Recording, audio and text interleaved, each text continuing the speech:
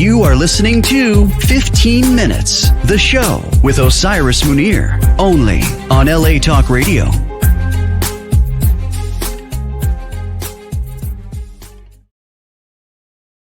Happy holidays, everyone. Hey. I am wearing red just for you. I hardly ever wear red. I have a strong personality, and my mother, when we grew up, women that wore red were called Jezebels. So I'm certainly not one of those, but red is a color that I'm making friends with and I'm becoming more comfortable with. So it's the holiday, I'm wearing red for, just to do a little celebration here. But before I forget, drum roll, we now have a sponsor. Hey! Yay! Sponsor. Certified senior real estate and probate specialist, Kevin Pike of Coldwell Banker. If you don't know Kevin, I'm going to tell you a quick story about Kev. Kevin and I met many years ago. He was, I think he had a radio show himself at one point, doing very, very well. He was also, I'm sorry, my nose is running. I've been to the dog park today. He also was and still does photography. I had no idea he was in real estate, and we met through one of our dear friends who's no longer with us, Audrey P. Franklin, who, for those of you who don't know, she was our only female jazz promoter, and her client was Ella Fitzgerald. So Kevin and I met, we did some stuff together. Years later, this is like fast forward, he did something else, I did something else years later. Found out Kevin was with Coldwell Bankers. So when Kevin found out I was doing the show, I told him what I was doing. He was like so supportive of me. And for those people that have known me many years, they know that I have like struggled and strived and walked, fell down and got back up, and keep going no matter what was thrown in my way.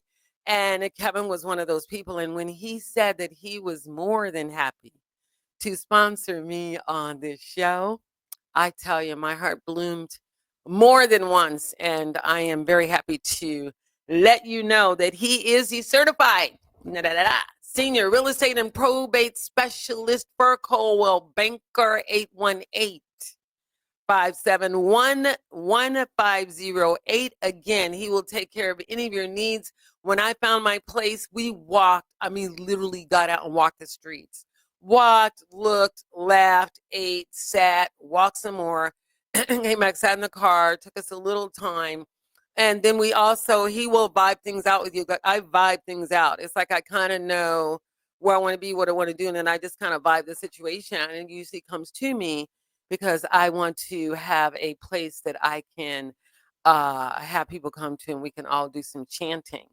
So that's what I vibe when I'm out there looking for a place. But Kevin is one of those people. So again, Kevin Pike, Coldwell Banker, 818-571-1508. Again, Kevin Pike, Coldwell Banker, 818-571-1508. Now for our show. Now, I don't know what's happening out there. This weekend, I want to tell you guys, I had these strange experiences. I usually feel things before they happen. And I kept feeling like all these things are going on behind my back. I don't know. I'm a, decent person. I'm not perfect. But I don't have any old wounds. I don't hold any really grudges. I've even tried to make up with people, that I thought I hurt their feelings for whatever reason, and, feeling that kind of energy is what is what I do my best to lead with. But over the weekend, I had some strange occurrences. There were some people outside, one person in particular, which I've reported, that started taking all these photos of me. I don't know why. I don't know what's going on. I am going through some personal things right now. So there are, people coming or a person coming in the house when I'm not, there working, that kind of arrangement. I thought it was so strange. So I didn't, know quite what to make of it. When I came to the house, they were already there. The person then ran up to my window and started saying, "Miss Lady, pretty lady, let me talk to you." Of course, I was like so scared. All I could think of was my grandmother, Ari Cole, and my grandfather, Will Cole, along with my mom and dad, Jeanette and William. Um, um, Stony is my biological father's name. So if you know any Stonies out there, Stony Jackson, he's on my certificate. So they all kind of showed up, but more of my grandparents on my mother's side. I don't know anything about my father's side. He didn't want me. I don't want him either. And so it's okay. It took me many years to want myself and not have to go out looking for validation from men, you know, that I need to be wanted. So I want myself. I like myself. I'm okay. But anyway, I wanted to say that, I want to read a little bit to you, and then I'm going to go off paper and we're going to talk a little bit about what I'm going to read. So, again, if anybody out there, there are lots of rumors going around about good people. I don't know. I don't know because I don't think like that. And most of my friends are, people that are stand up people. They stand on business, they stand on their word. They're not liars, they're not cheaters. If they have been in the past, they never showed that side to me, and they more than proved their friendship and their loyalty as I have to them.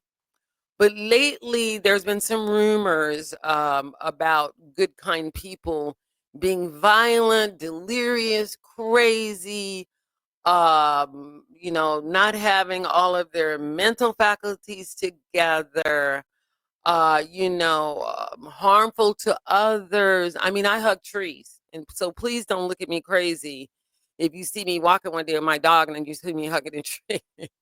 It's very grounding for me as a person because I do have a very, very high energy level. And I have to, stay really focused and grounded in order to not to come off too like, like that kind of person. But anyway, I don't know why all of these things are going on. And I'm not the only one. I've been told by other people that are doing work, doing light work, spiritual work, go to their church. I practice Buddhism, go to our temple, praying every day. I have an altar in my home. I chant twice a day, every day, for the past 34, 35 years consistently, even when I was going through lots of struggle and stuff, I still maintained a very consistent practice no matter where I was, broke it out. So I don't know. My mindset is not set in that kind of way. Number one, I know better. Those of us that are wise and that are, old spirits and all that, we know better than to do things like that. So when I hear of these kind of things, it first tells me that somebody that's doing these kind of things is very young in their spiritual and their teachings and their conscious awareness. They're very young and unaware that that there are laws in place. And again, I'm telling you that karmic laws run deeper than just you reap what you sow, way deeper than that. It's just not that simple. There are some people don't get, they may not experience karma themselves. Their family may get it. All of a sudden everybody around them starts passing away and they don't know why. They don't, maybe we never go back and look at our own self and say, what did I do to bring this on? Am I thinking right? Am I living right? Am I telling the truth? Am I not lying, cheating, stealing behind people's back? Which, I'm very empathic to a certain degree, so I can usually feel things before I see them. And so back to this weekend's incidents, I'm like, what is going on? I mean, it's me and my dog. I pretty much stay to myself. I love people and all of that, but I also love my own company. So, I have to really be very creative with staying and spending time to myself. I can recharge and give you guys all this energy and this exuberance and this love that I feel, and that even though I can't see you out there, I feel your energy. Even the dark, I feel it all. I feel all of it. So again, um, these things were happening this weekend, and I was like trying to figure out, why those people that are I won't say, I don't say chosen because I don't know who's chosen. Somebody may appear to be nobody. They may be somebody walking down the street drinking liquor every day or something and not look like they're ever gonna do anything at all. I was one of those people. I don't drink, and everybody that knows me know that I don't drink. I am a very heavy on kombucha drinking. I very seldom drink apple cider vinegar, but I do drink it at times. But my big drink is kombucha, and I fight and struggle to drink water. Water I used to drink, and for some reason, I would be drinking that half-gallon thing, and then all of a sudden, I got out of drinking water. But in terms of that, there's all of these um ways that these energies want to come for us. So when people use the word chosen, I don't know who's chosen. Somebody may take 90 years to wake up and all of a sudden be a chosen or appear to be a chosen.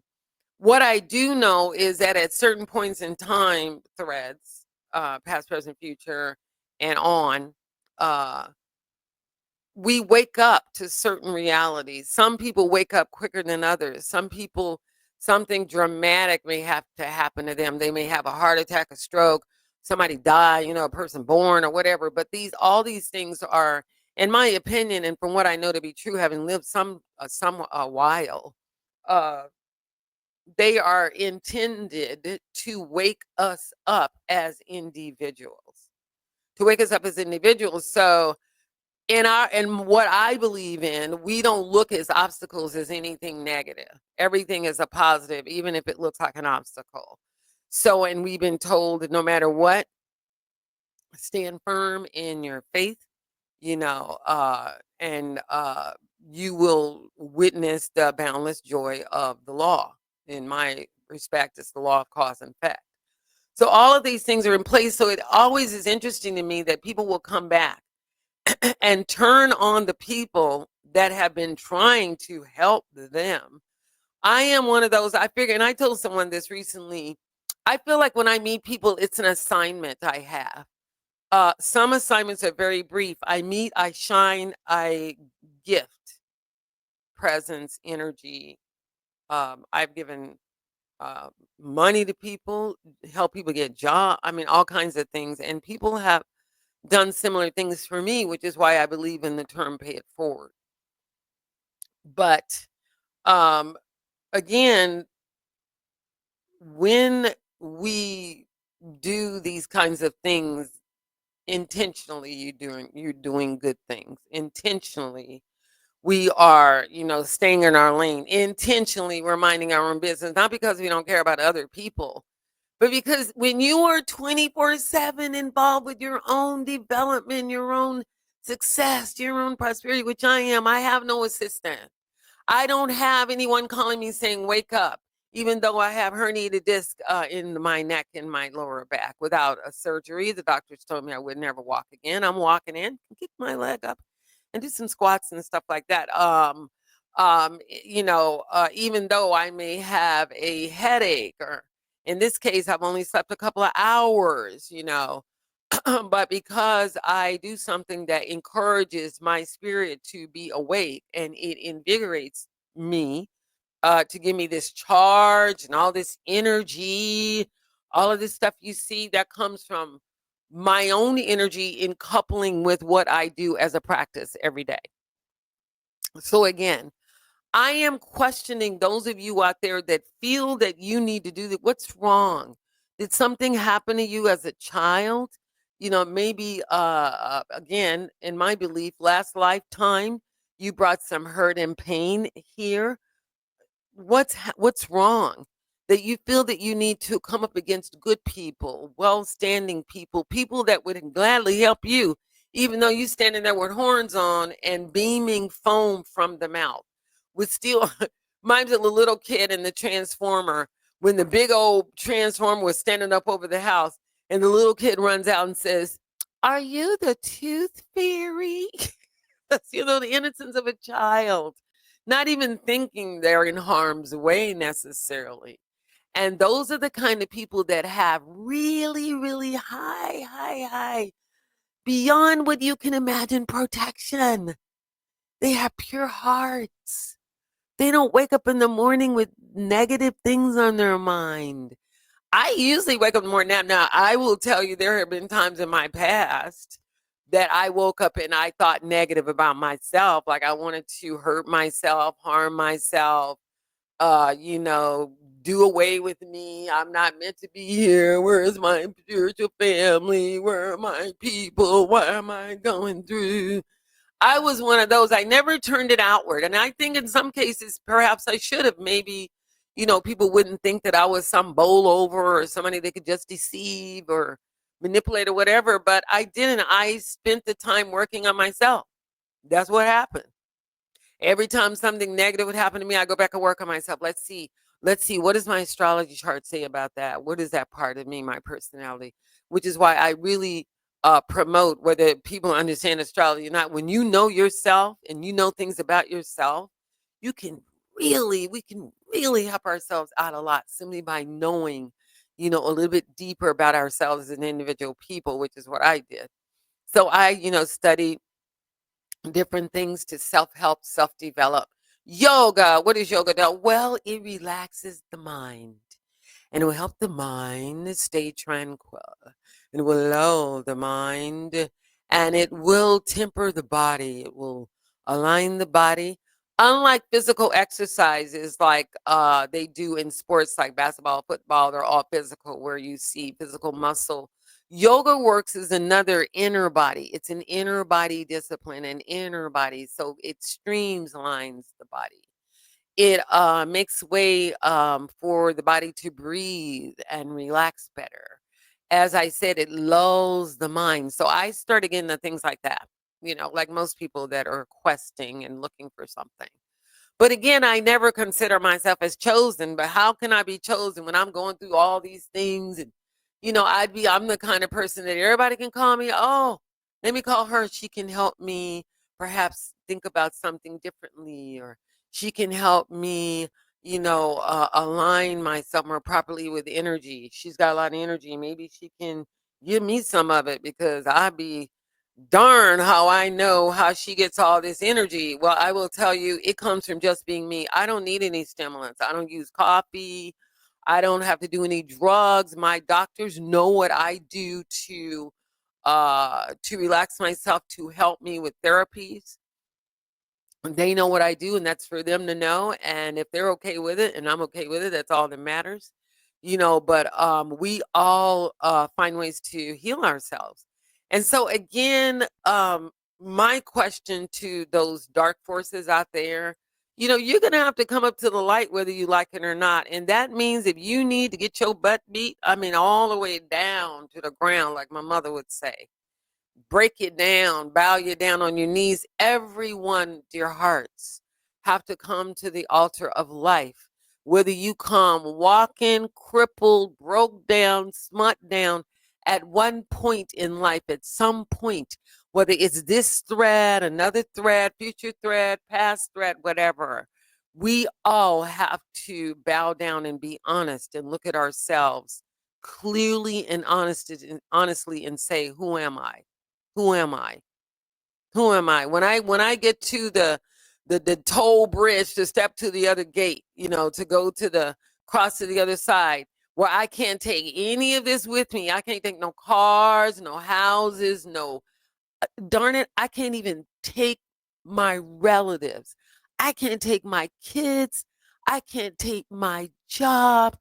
I can't do anything. I have to take just me and say, okay, who am I? Can I honestly stand here and say, I never lied, I never cheated, I never stole, I never meant harm to anyone, I never, you know, did things behind people's back? Can I honestly say that? Because that's when it matters, is when you get there. Oh, we can put up all kind of slams and shams and masks around people, even though these days those fall very quickly, you know. We can do all of those things, but in reality, at the end of the day, we all have to come face to face with ourselves. So I asked you, why? Why are you doing that? And why are you doing that when you know what will happen? You had the choice to say yes or no. Yes or no, I will or I won't. When I was a kid, I was really one of those kids. I've never been afraid of anything. I've always felt like I was afraid that something, if I didn't do the right thing, the devil would get me. Because that's how I grew up at those days. I grew up very, my mother would, frighten us with the proverbs, like if you don't do this, you're going to die and go to hell and blah, blah, blah, those. So I was one of those kids where I took words like hell and doom and damnation very, very seriously. So I was always wanted to please my parents. So my brother and sister were lazy and didn't want to do anything. I wanted my mother to be happy because I knew she worked all day and I wanted to, do this and that. I wanted to do that for her. And so I would make sure that I didn't do anything to make my mom unhappy. And my mother and my aunts and everybody would tell me, you are too nice and you wear your heart on your sleeve and people are going to use you. Well, at 8, 9 years old, I don't know what that means. I'm thinking, what do you mean I'm nice? I just want people to be happy. I want people to be nice to each other, things like that. Even though I was around a lot of chaos, a lot of people, ministers, my uncles were all, a lot of them were preachers and people from the church and people that, my uncle anchored this big cross. That's why, like, in my opinion, you shouldn't have to do all of that. I know people like decoratives and things like that, but I would think that, I thought at the time that I took that seriously, that these are people who are actually people that not only lived by the book, they died by the book, and they did things by the book. So even though they weren't perfect, you couldn't go down and lie on them and say they did something when everybody in the community know those people are just not like that, man. You gotta come with something else. I've known them this long, or I've been able to watch them grow or whatever. And I'd be lying. I just can't say that about them. So, but I grew up around those kind of people that were very, very healthy in spirit, love to go to church. And I like to sing in the choir. So the only reason I like to go to church was to sing in the choir, and sing in the choir I did. I was one of those, kids that my grandmother would call me up, let my baby sing. She gonna sing the Lord's Prayer, and I would sing the Lord's Prayer and get my standing ovation. And again, I was one of those kids that loved to please people. So of course, fast forward, I never looked at myself as chosen, or anybody around me was chosen, because I was always the kid that was the do-gooder, but everybody piled up on. I was always somebody who always wanted to beat me up. For what?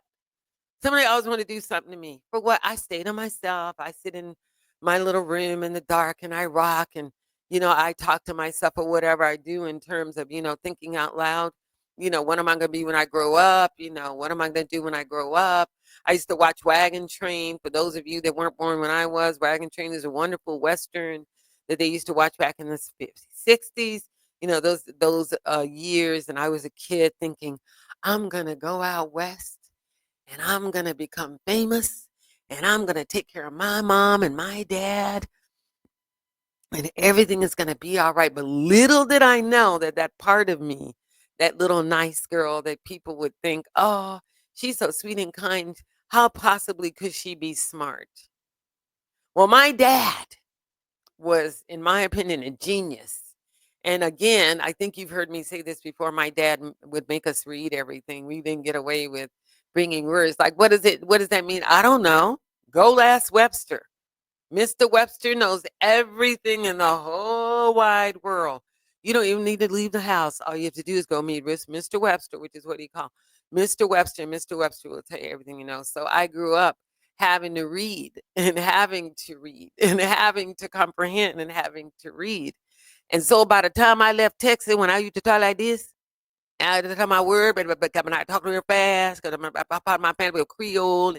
I had my uncle from that's how that's what it sounded like in certain parts of my family. And so the first part of my getting out of high school, And when I got out of the military, which I went into first, right out of high school, had to wait a couple of months because girlfriend got out early because she was smart and passed the test early. So I had to wait until I actually turned 17 before I went to the military. Went to the military. In the military, they allowed me to train, so I had to go to language labs and learn how to speak. That's why sometimes I will revert into, I'll say something like a draw, like y'all, something like that. And my kids will say oil, oil, oil, oh, y'all. They'll hear that twang in me, that's still there. But basically, I had to really go and teach myself to speak the proper English. And the teachers I had at Sonoma State University were just wonderful. They taught me literature and they taught me proper English and how to break down the words and syllables and how to not let anything intimidate me, whether it was a word, a syllable, or a phrase. So I had to learn how to speak English properly. So again, I never felt chosen or anything like that. So I don't know why somebody would be so interested in my personal life that I would have somebody sitting around taking photos. So again, a lot of people are going through things where people are coming up against us. Us people out here trying to make a better world, and I looked at my account, I think I'm gonna tell you the truth. I'm honest. I looked at my account a few days ago. It says 0.00. I started laughing. I cried, I think, for like 20 seconds, and I just laughed.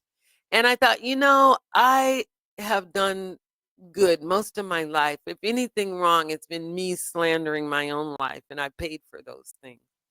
And I've atoned for slandering myself and thinking less of myself and calling myself a bee and a this and a that, not beautiful, that kind of bee.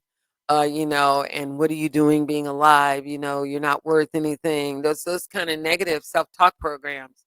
To the positive side of that, where I learned about things that helped me understand what self-talk meant, how to program my mind, how to raise the elevation of my energy. I learned all those things by going to different schools and studying under different masters. Swami Muktananda was one of my teachers. Bhagwan Rajneesh. All of these people were gurus at the time that I was just thirsting for knowledge. And after I started going to these language labs, I never knew, that I would start thirsting for knowledge. I'm like, wait a minute, I like this. I like studying. I like learning. I like expanding the mind. What can I do to keep that going? So I got into metaphysics. I've said this before. I started studying things. Then that learned me to turned me and got me into Buddhism. Got me into thing like, wow, there's a whole nother way of comprehending and looking at things that I have yet to discover. And I'd always been a huge fan of Bruce Lee. So the fact that I was directed to go into something that was Asian and from other cultures was not surprising to me. And you know what I liked most about Bruce Lee is his discipline. That he would set his mind to something, and that's all he would focus on is what his mind was set to. And it wasn't set to nothing negative. How I can take down, how I can take down somebody, how I can make their life miserable, how I can hurt them, how I can make their life because I'm in pain and I'm hurt, how I can do that. His mind was on one day I'm going to be a kung fu master and I'm going to teach people how to do kung fu. I'm going to show them the discipline of how to still the mind and let the mind grow and develop those parts of the mind that they don't teach you about in school. I'm not talking about the A, B, C, D, E, F, G, and the Jane and the dog and the cat and basic vocabulary and the birds and how high they fly. I'm talking about spiritual and emotional discipline that we could really use more of. There are a lot of people that have book sense, but there's no common sense to know that how How could one individual, two individuals, three, four, five, a group of individuals possibly think that by doing wrong in the dark, sitting up thinking negative day after day of how to plot against good, kind people, like the guy that plotted, what's his name, Luigi Mangione, that plotted against to kill the United Healthcare worker. I don't know what the karma of the worker was to get murdered. Obviously, something came to him he was in receipt of. Go and think about it. When I get off this show, you go and think about what I said. Karma works two ways. It's not just one way. There's a person receiving, there's a person giving. Uh, it depends.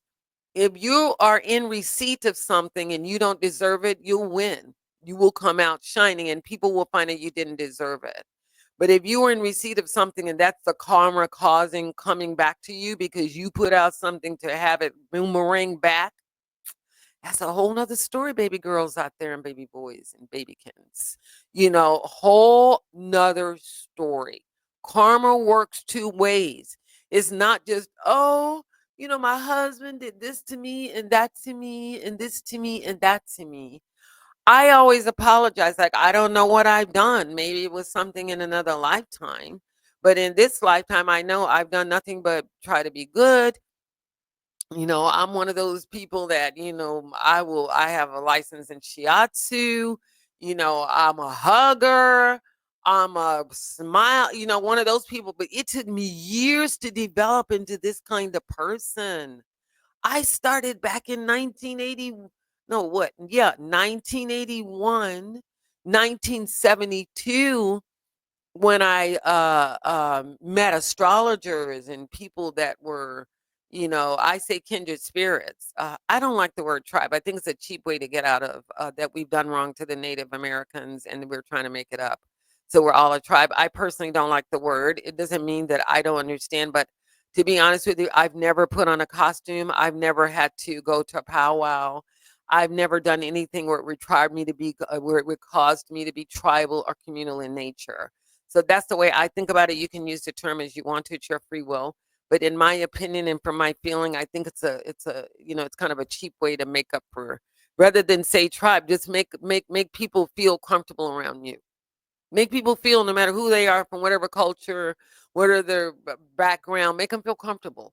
Whether it's a wino hanging out in Skid Row, I've had wonderful conversations with them when I was going through a rough time and I didn't know where I was going to live the next day. Whether it is or somebody that's very authoritative, they're a big deal because they have book sense and maybe they're in charge of something. Same thing with them. I treat everybody the same, whether it's the garbage man or whether it's the person receiving the garbage, giving out the garbage. I don't care.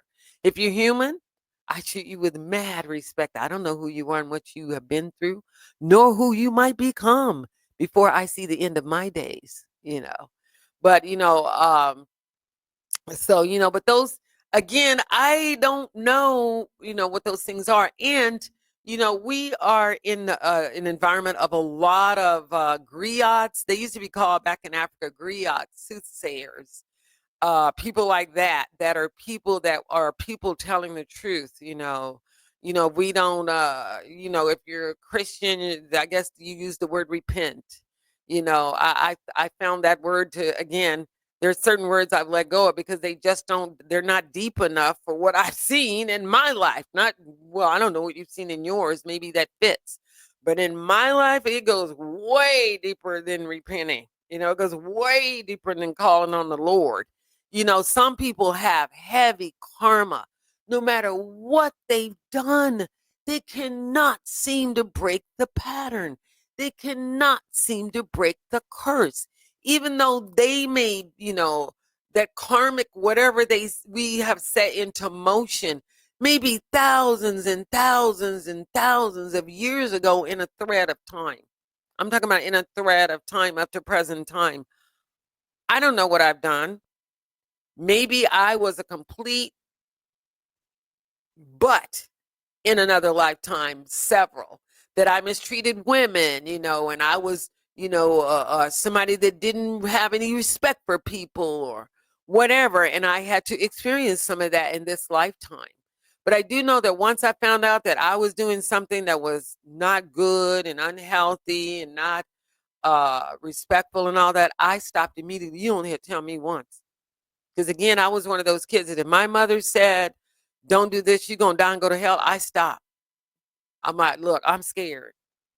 And again, I am never afraid of anything that mankind can do to me. I don't know, like I said, I don't know. I just try to buckle up and not be afraid of going through different things. But when it comes down to spirit and the laws of life judging, ooh, I would rather slide down into hell with gasoline underwear on than to mess around with the law of cause and effect. I will tell you, I've lived long enough to see people lose their whole families just from doing a wrong thing and never admitting it, never being honest with other people, saying, I lied. I lied on this person. They're nothing like that. They tried to help me when I was at my lowest. They're the ones that came to the hospital and then stayed with me when I had to have surgery. They're the ones that fed me when I had no food, took me in off the streets. I was a roommate, didn't have any place to live, helped me build my life up. I would rather be blown up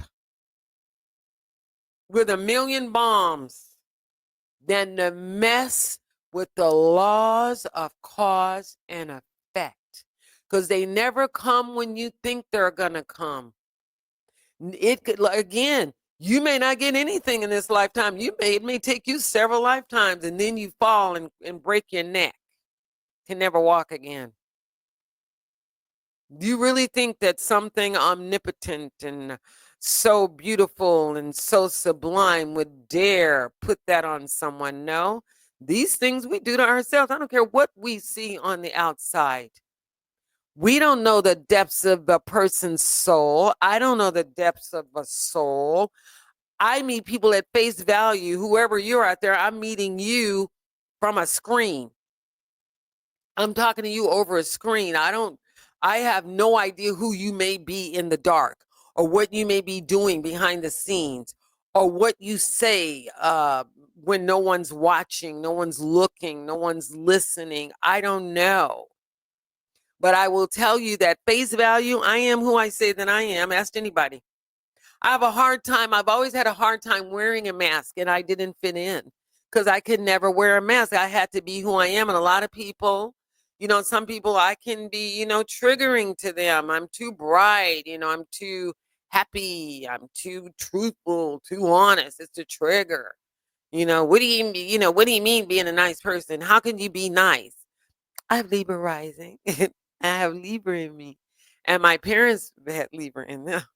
And there are, certain parts of that particular character that is nice, likes to please people, likes to get along, doesn't like to stir up the boat. But there's some other parts of my personality that are underneath that are very protective as well. And so they come to the fore when I am under attack, as I'm sure most of you out there, if you're under attack, we've been taught to, go in there and throw it down, change our karma, change poison into medicine, Eshofuni, the oneness of life in its environment. If your environment is this way, then there's something in you that is carrying, that kind of energy, that then it's the oneness of life in its environment, terms like Shiki Shinfuni, when I heard about these kind of things, come on now. I was turned on and been lit up ever since. Just got lit. Just couldn't believe that all these things were lying around out here and nobody ever heard them. But I want to read you something, and then I'm going to talk a little bit about it because it's getting time for us to go. I started a little early today, but thanks to the station's owner and engineer Sam Hassan, because he said we could do the show a little early. I wanted him to go out and have happy holidays, and same to all of you out there. I hope you're having the merriest of merry. And I will be doing my thing alone. I'm in conference with myself, so I've got to do some more healing before I step out there in 2025. But I wanted to read you something. It's from a ghost show, and it's Japanese for lecture. Uh, uh, it's called "The Mind is the King, the Body is the Subject." The mind is the king, and I'm big on developing the mind and developing that part of the mind that we don't develop, beyond the five senses, beyond what we see, can touch, hear, and smell, things that are unseen, things that are behind in the subconscious. That's love that world. That's my fave. The mind is like the king, and the five sense organs, the eyes, ears, nose, tongue, and body, are like its subjects. When we see and listen, our mind makes us see and listen. All the functions of our bodies are the workings of our mind. This shows that the mind and the body influence each other. Does that make sense to you? It made sense to me. And the body will follow the mind. I do not think that people will go left once they have decided to go right. Words that come from our mouths have great power. We encourage and gain courage through the words of our friends. On the other hand, just one word, I know me, one word from one of my friends, if it's hurtful, it hurts me, especially if they're my friend. If it's someone I don't care about and they're kind of titter-tottering and I know they really don't like me and they're fake and phony, it doesn't matter if I lose them or they do something to me. But one of my friends, ooh, ouch, if they say something hurtful to me or I to them, it hurts. So words are the results of the thoughts in our minds. Words are the results of the thoughts in our minds. Words are the results of the thoughts in our mind. And that mind and those words manifest whenever we speak.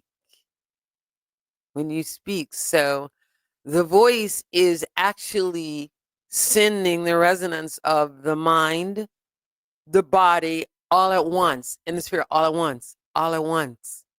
That's why when you hear a song and it's beautiful and la di da da da, we go into that sublime, that state of rapture, which is one of the conditions of living, the state of rapture when something wonderful, sweet happens to us. We fall in love, we get money, we get rid of people that were doing us harm, all of those things that makes us feel wonderful in a state of rapture. And then reality sets in, something bad happens. Somebody went to jail, somebody died, somebody was murdered, all these negatives that we put on the TV. So these things manifest in our voice. So the name of this lecture is called "The Teaching Affirmed by All Buddhas of the Three Existences." See, this is the kind of stuff I like listening to. It's just deep. It goes beyond the little words that people have gotten so familiar with that everybody can throw around now. So it all boils down to how you behave, not so much what you're saying these days, but just the words, the teaching affirmed by all Buddhas of the three existences. Sokamam Sho. It's called Sokamam Sho. Sokamam Sho. The language emerging as sound from one's mouth is thought in the mind that resides in the body. Therefore, in our teachings, even if our face and style, check it, are beautiful. Again, in our teaching, even if our face and style are beautiful, we emphasize that having a beautiful heart is what's truly beautiful. Let me say it again. Even though out here in the outside world, 1 million people are trying to look like Kim Kardashian, Beyonce, Rihanna, Tyler, Megan Thee Stallion, whatever, whoever you like. In some cases, Cardi B, whoever you put your energy and pour into, when we polish up ourselves and we bring that inner self, that through our mouths, through our voice, through our behavior, our energies. It is probably the most beautiful thing I've ever seen. It'll make you cry because outer beauty, it can't compare. Outer beauty will fade. If you don't believe me, go back and look at some of your favorite stars now and see how they look. See how they look. It's some of them, they're unrecognizable. But for those who choose to develop that inner world, that inner beauty, honey, baby, it does not fade. It doesn't fade with age. It doesn't fade with time. It doesn't fade with anything like that. It not only shines, it shines so bright that when you walk into a room, everybody can feel it. Everybody can feel the shine. And some people want it. They want it so bad, they're willing to kill for it, lie for it, steal to get it. You can't have it because it's ours. People that shine, it's ours. We spent time developing it. It didn't come cheap. We didn't steal it. We didn't borrow it. We took the time to do the right things, to do the work, the inner work, whether you're praying out there. I chant every day, twice a day. It's sublime. I can't explain it to you. It's sound and resonance. It's beyond what I can say, beyond words. It's a sound, Music is sound. Words are powerful, but when you put music and sound, whole nother resonance. So happy holidays. For those of you who celebrate Christmas, have a wonderful day. Don't forget to do kind things, say kind words. Don't get at somebody's dinner table, you guys, and be fighting and arguing out there. Come on now. We don't want to take that into 2025. Have love in your heart. And if you need to say something to somebody and you need to get it, say it in a loving and kind way. Even if you have to write it down and read it to them. Say it, because none of us are perfect and we all have been at fault in times. Whether, like I said, this thread of time or any other thread of time, but the best thing to do is when you're doing the right thing is to keep doing that. And you can't go wrong, I swear. No matter what's going on around you, you look, the heavens are going to fall. You can't go wrong. So again, before we go, don't forget about me. We will be starting, I'll be back next week to take out the new year, bring the new year with you. Don't forget about me, Osiris_Munir_ the painter on IG, expressinabstract.net, my website and my blog, ANKH Entertainment, the word one, entertainment, the word.net. And don't forget about our lovely sponsor, certified senior real estate and probate specialist, Kevin Pike, lovely person of Coldwell Banker. He'll tell you, take you and walk you through whatever you need to do to get your dream and what you envision and see yourself in. Kevin Pike of Coldwell Banker. Call 818-571-1508. Again, it's been real. And have happy holidays, and I'll see you again soon. Bye-bye. Don't forget to smile. It works wonders. Bye-bye.